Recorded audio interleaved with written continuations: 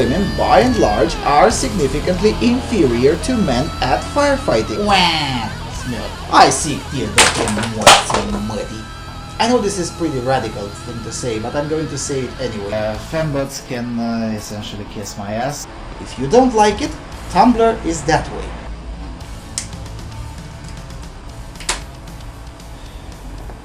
Oh, hi there. Welcome to the Freedom Alternative. At the end of last week, we were bombarded with the shocking report that Facebook only hired 7 black people according to the latest diversity count. The Guardian is ceremoniously getting its knickers in a twist over the alleged racism Zuckerberg's company purportedly spreads. Link in the low bar. But is that really true? I mean, a short reading of the report, even using the racialist leftist worldview, shows that whites are actually underrepresented by a huge margin in the Facebook's personnel, and that Asians are overrepresented, also by a huge margin, especially when compared to the general population of the United States. You know, like we used to do. So even by leftist standards, the narrative of the cathedral media doesn't really hold water. It's not like the cathedral media has ever been known for having its narrative holding water. But look, let's cut to the chase. This diversity crap means exactly one thing and one thing only. Having as fewer whites as possible in every endeavor, preferably none. Some would say that it's about as few white men as possible, but I'd beg to differ on that, especially in the light of the Norwegian Football Association apologizing because their women's national football squad was chalk white. Now, has anyone ever called for the, I don't know, let's say Nigerian Football Federation to apologize for having a coal black national football squad? Or maybe the Japanese Football Federation should apologize for having a banana yellow national squad? No, of course not, because that would be racist. Also, does the Athletics Federation have something to answer for, because in 100% of the time it awards prizes for the fastest people on earth, always and absolutely always to black Kenyan men? Of course not. We all know that black Kenyan men are objectively the fastest runners on earth. But should we have affirmative action programs to bring more whites and Asians into the running finals? Because not only Kenyan men usually win the prizes, but also the entire finals are usually comprised only by black Kenyan men, or black men in general. So maybe we should have some affirmative action in there? No, of course not, because that would be racist and it would impede the competition.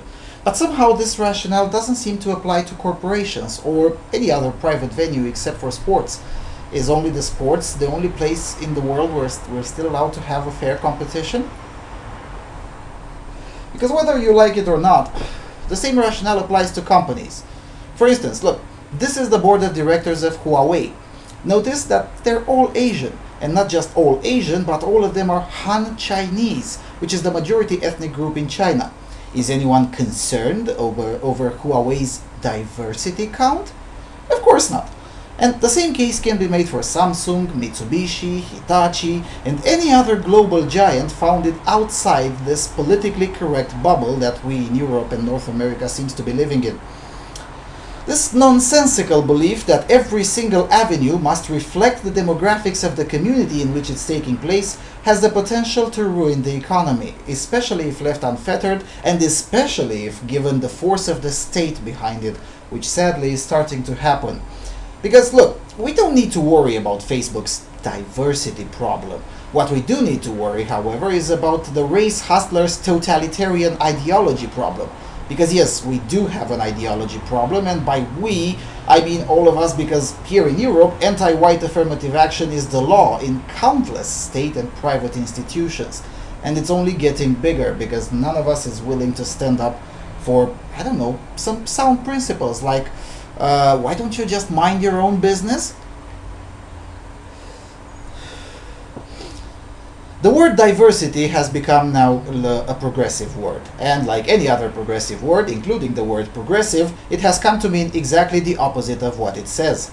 Tolerance now means full acceptance and embracement.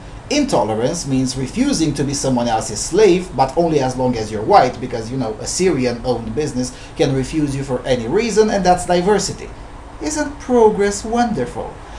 Progress and progressive now essentially means moving gradually, progressively, bit by bit, towards an ever more regulated and unfree society. Same as revolutionary Marxism, which some of us have already seen, but done progressively, like a disease. And herein lies the rub. Progressivism is a societal cancer, and I'm not really sure that chemo could effectively treat it. Anyway, with that being said, don't forget to click the subscribe button, and please consider supporting this channel. Thanks for watching.